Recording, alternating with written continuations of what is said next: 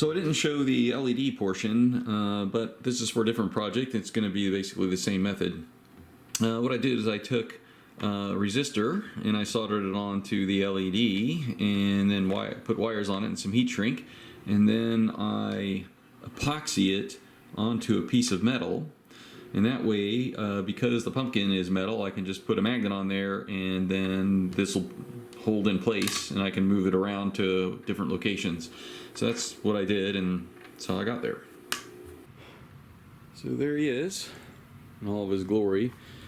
I put some of those orange flickering LEDs inside like flames, and there are 5 of them in there.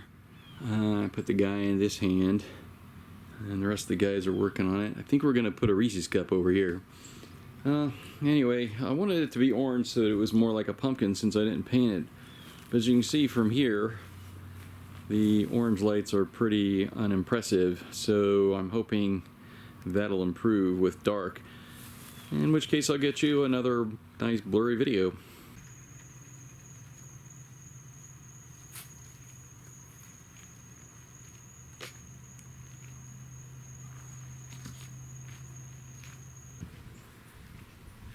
So to diffuse the light a little bit, I put some wax paper on the inside, but there's no telling how it's going to look until it gets dark out. So it looks like the wax paper did the trick. You can see the whole face at night, and it looks like a pumpkin.